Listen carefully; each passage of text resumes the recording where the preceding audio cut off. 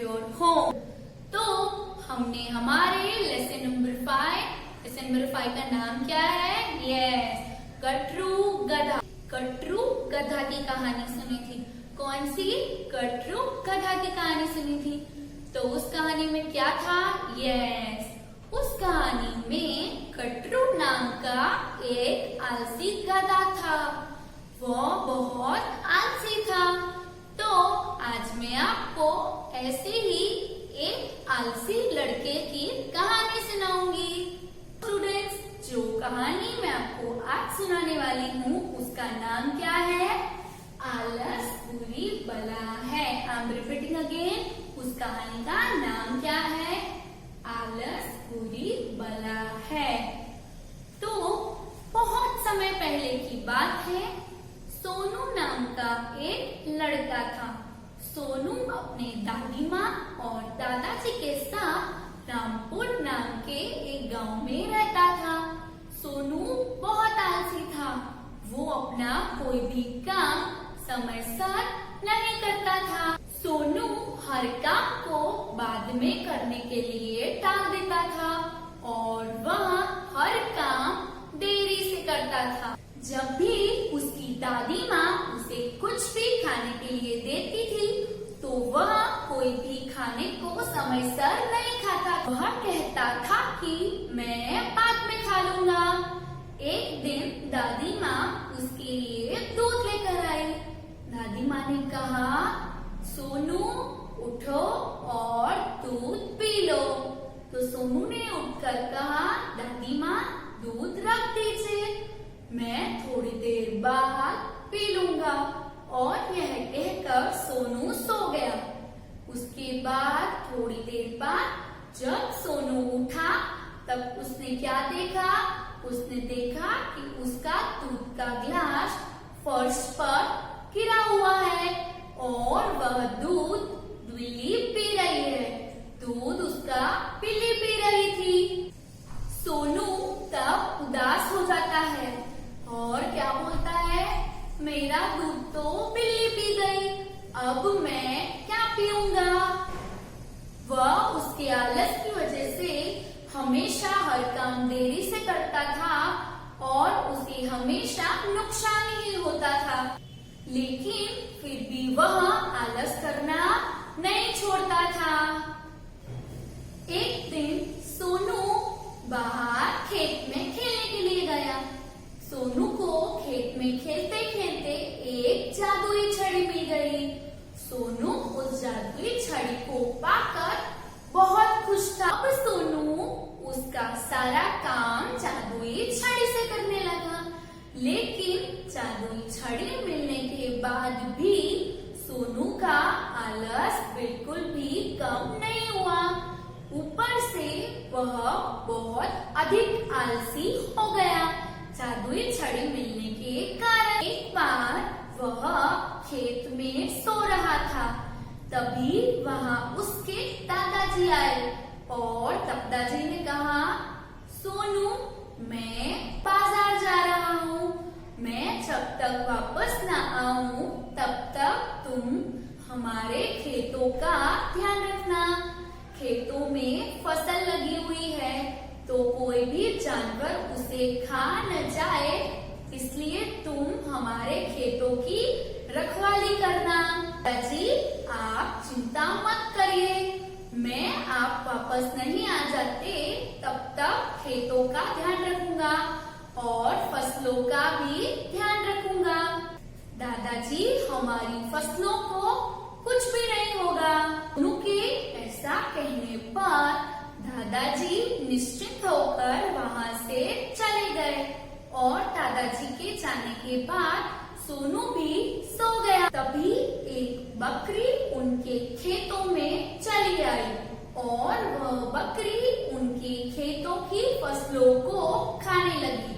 बकरी की आवाज सुनकर सोनू जाग गया और देखने लगा और सोनू ने क्या देखा?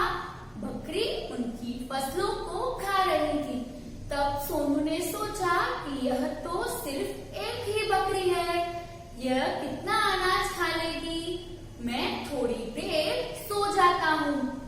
उसके बाद थोड़ी देर बाद मैं जाकर इस बकरी को यहाँ से भगा दूंगा। कुछ देर बाद जब सोनू की आंखें खुली तब उसने क्या देखा कि वहाँ एक गाय भी आ गई है और वह गाय भी खेतों की फसलों को खा रही है। तब उसने सोचा कि यह तो सिर्फ एक ही गाय है, यह हमारी कितना अनाज खा लेगी, यह हमारी कितनी फसल खा लेगी।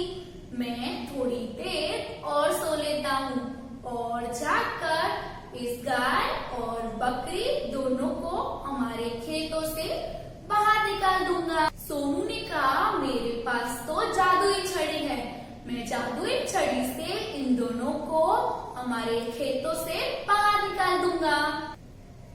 थोड़ी देर बाद सोनू जब जागता है तब वह यह देखता है कि गाय और बकरी आधा खेत खा चुकी है, उसकी आधी फसल बर्बाद हो चुकी। वो जागता है तब देखता है कि गाय और बकरी ने बहुत सी फसल खा ली है।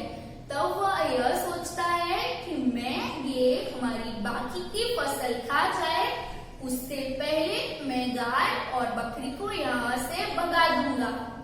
छड़ी की तरफ मुड़ा तब उसने क्या देखा, गाय ने उसकी जादुई छड़ी को भी तोड़ दिया था। सोनू जब रो रहा था तब वहाँ दादाजी आए और दादाजी ने उसे रोते हुए देखा और कहा, सोनू तुम क्यों रो रहे हो? सोनू हमारी ये जो सारी फसल खराब हुई है वो जानवरों की वजह से नहीं बल्कि तुम्हारी वजह से हुई है। सोनू अगर तुम आलस नहीं करते तो हमारी सारी फसलें खराब नहीं होती। सोनू तुम्हें अपना आलस भगाने की जरूरत है। अगर तुम अपना आलस भगा दोगे तो तुम्हें किसी जादुई छड़ी की भी जरूरत नहीं पड़ेगी। अब सोनू दादाजी की बात समझ गया और अब वह सारा काम समय से करने लगा। वह अपना आलस छोड़ने लगा और अपने आलस की वजह से जो भी नुकसान हुआ था उससे वो समझ गया कि आलस हमें नहीं करना चाहिए। एक आलसी इंसान को अगर जादुई छड़ी भी मिल जाए तो भी वह अपना आलस नहीं छोड़ता और अपना काम समय से नहीं करता। भी वह अपने आलस की वजह से कुछ भी हासिल नहीं कर सकता। इसीलिए हमें कभी भी आलस नहीं करना चाहिए। तो स्टूडेंट्स, हमें इस कहानी से क्या सीख मिलती है कि हमें कभी भी आलस नहीं करना चाहिए। हमें कभी भी आलसी व्यक्ति या इंसान नहीं बनना चाहिए। तो अगर सोनू अपने आलस का त्याग कर जाग जाता तो जानवर गाय और बकरी उसके खेतों का नुकसान नहीं कर पाते, उसकी खेतों की फसल नहीं खा पाते। सोनू ने अपने आलस की वजह से अपना नुकसान खुद ही करवाया था। इसलिए हमें हमेशा आलस का त्याग करना चाहिए क्योंकि आलस की वजह से हमें कभी भी लाभ यानी कि फायदा नहीं होता। हमें आलस की वजह से हमेशा नुकसान सहन करना पड़ता है। इसलिए हमें समझना चाहिए कि आलस बहुत बुरी बला है। स्टूडेंट्स, क्या है? आलस बहुत बुरी बला है। इसलिए हमें आलसी नहीं बनना चाहिए और हमेशा अपना काम समय से करना चाहिए। I hope you all understood the concept of our story. आलस बुरी बला है।